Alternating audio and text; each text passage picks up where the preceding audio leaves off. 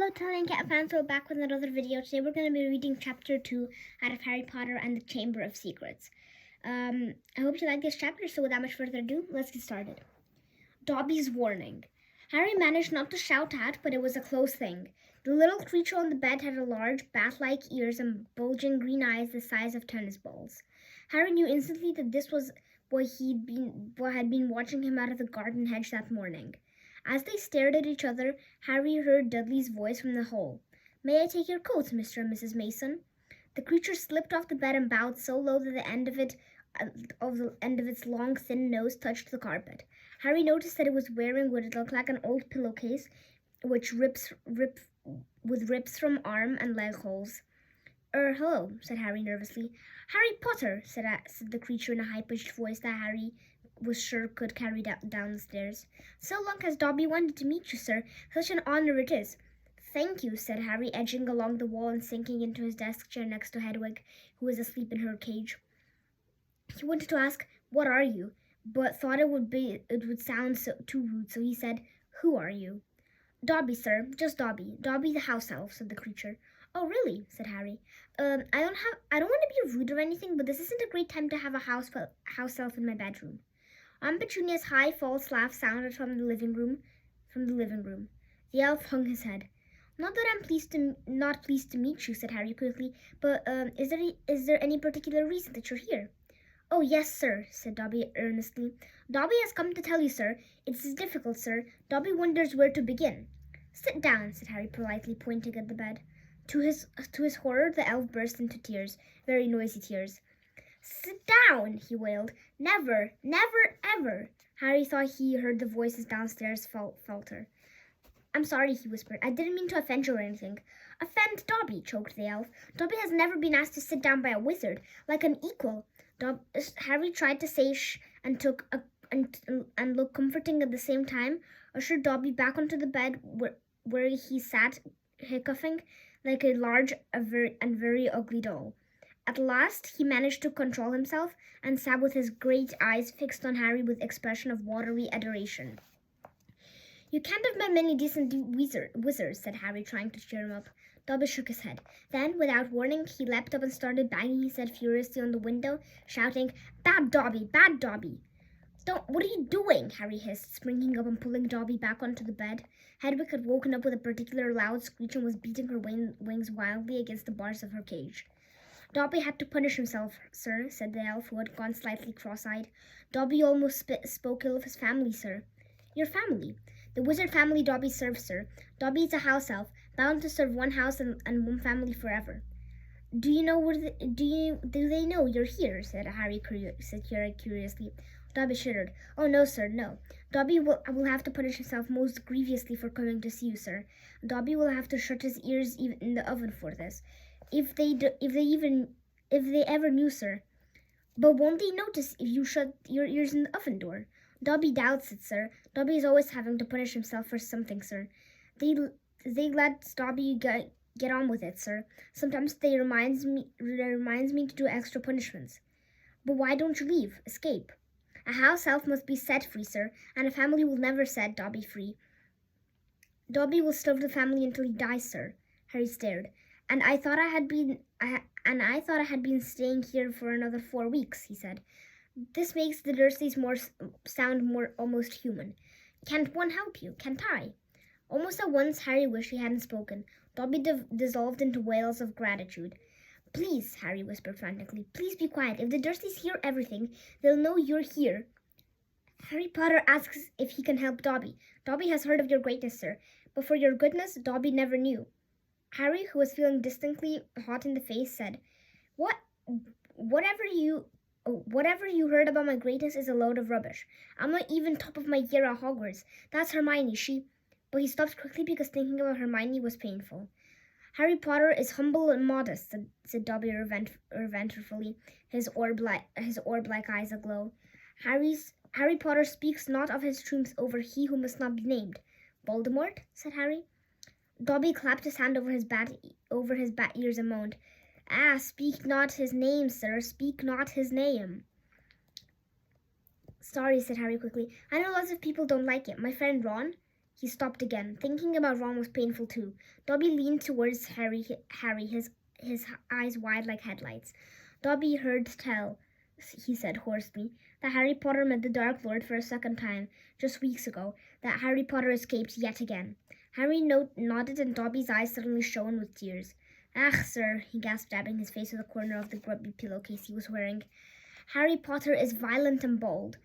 He was braved so many dangers already, but Dobby has come to protect Harry Potter, to warn him, even if he does have to shut his ears in the oven door later. Harry Potter must not go back to Hogwarts." There was a silence broken only by the chink of knives and forks from downstairs and the distant rumble of Uncle Vernon's voice. "What?" Harry stammered. "But I've got to go back. Term starts on September 1st. It's all that keeps me going. You don't know what it's like there. I don't belong here. I belong in your world at Hogwarts." No, no, no," squeaked Dobby, shaking his head so hard his ears flapped. "Harry Potter must stay where he's safe. He's too great, too good to lose. If Harry Potter goes back to Hogwarts, he will be in mortal danger." "Why?" said Harry in surprise. "There's a plot, Harry Potter. A plot to make most terrible things happen at Hogwarts School of Witchcraft and Wizardry this year," whispered Dobby, suddenly trembling all over. "Dobby has known it for months, sir. Harry Potter must not put himself in peril. He's too important, sir." "What terrible things?" said Harry at once. "Who's plotting them?" Dobby made a funny choking noise and then banged his head frantically against the wall. "All right," cried Harry, grabbing the elf's arm to stop him. "You can't tell me, I understand. But why are you warning me?" A sudden unpleasant thought struck him. "Hang on. This hasn't got anything to do with with you-know-who, has it?" "You could just shake or nod," he added hastily as Dobby's head tilted worryingly close to the wall again. Slowly, Dobby shook his head. "No, not he who must not be named, sir." But Dobby's eyes were wide and he seemed to be trying to give Harry a hint. Harry, however, was completely lost. "He hasn't got a brother, has he?" Dobby shook his head, his eyes wider than ever. "Well then, I can't think who else would have a chance of making horrible things happen at Hogwarts," said Harry. "I mean, there's Dumbledore for one thing. You know Dumbledore is. You know who Dumbledore is, don't you?" Dobby bowed his head. "Albus Dumbledore is the greatest headmaster Hogwarts ever had."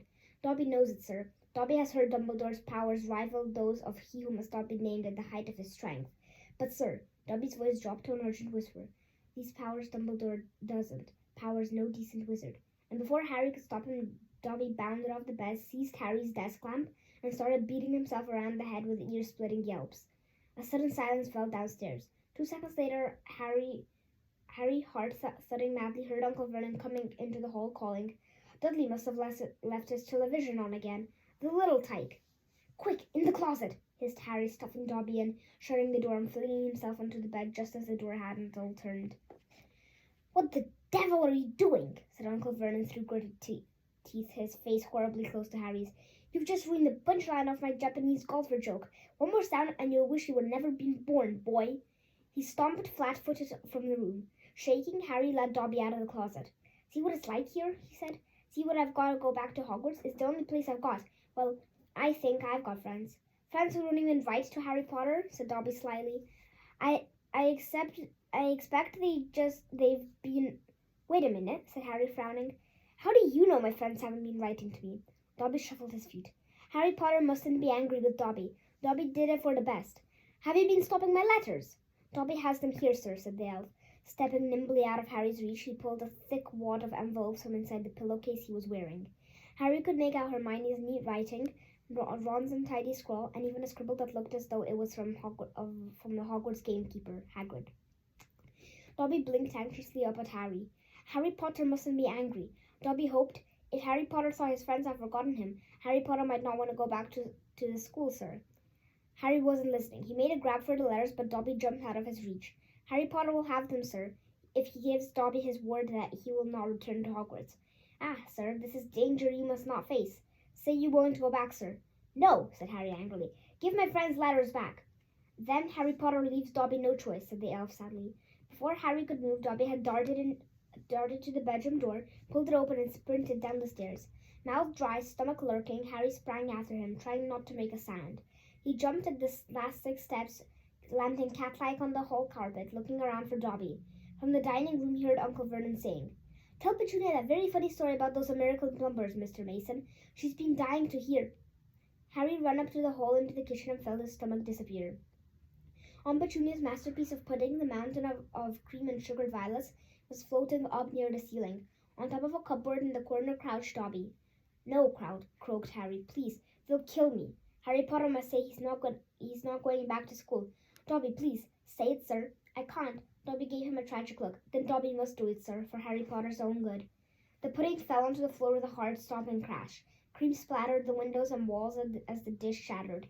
With a crack like a whip, Dobby vanished. There were screams from the dining room, and Uncle Vernon burst into the kitchen to find Harry, rigid with shock, covered from head to foot in Aunt Petunia's pudding. At first it looked as though Uncle Vernon would manage to gloss the whole thing over. "Just our nephew, very disturbed. Meeting strangers upsets him, so we kept him upstairs." He shooed the shocked Masons back into the dining room, promised Harry he would flay him within an inch of his life when the Masons had left, and handed him a mop. Aunt Petunia dug some ice cream out of the freezer, and Harry, still shaking, started scrubbing the kitchen clean. Uncle Vernon might still be able to make his deal if it hadn't been for the owl. Aunt Petunia had just passed the box of after-dinner mints, and a huge barn owl swooped through the dining room window, dropped a letter on Mrs. Mason's head, and swooped out again. Mrs. Mason screamed like a banshee and ran from the house, shouting about lunatics. Mr. Mason stayed just long enough to tell the Dursleys that his wife was mortally afraid of birds of all shapes and sizes, and to ask whether this was their idea of a joke. Uncle Vernon advanced on him, a demonic glint in his tiny eyes. "Read it," he hissed evilly, burnishing the letter the owl had delivered. "Go on, read it." Harry took it. It did not contain birthday greetings. "Dear Mr. Potter, we have received intelligence that a hover charm was used as your place of residence this evening at 12 minutes past 9. As you know, underage wizards are not permitted to perform spells outside of school, and further spell work on your part may lead to expulsion from said school. Decree for reasonable restriction of underage sorcery, 1897-95, paragraph C. We would also ask you to remember that any magical activity that risks notice by members of the non-magical community, Muggles, is a serious offense under Section 13 of the International Confederation of Warlocks Statute of Secrecy. Enjoy your holidays. Yours sincerely, Mafalda Hoprick, Emperor of Magic Office, Ministry of Magic. Harry looked up from his letter and gulped. "You didn't tell us you weren't allowed to use magic outside of school," said Uncle Vernon, a mad gleam dancing in his eyes. "Forgot to mention it. Slipped your mind, I dare say." He was bearing down on Harry like a great bulldog, with all his teeth bared. "Well, I've got news for you, boy. I'm locking you up. You'll never go back to that school. Never. And if you try to magic yourself out, they'll expel you." And laughing like a maniac, he dragged Harry back upstairs. Uncle Vernon was as bad as his word. The following morning, he paid a man to fit bars in Harry's windows. He himself fitted a cat flap in the bedroom door so that small amounts of food could be pushed inside 3 times a day. They let Harry out to use the bathroom morning and evening. Otherwise, he was locked in his room around the clock.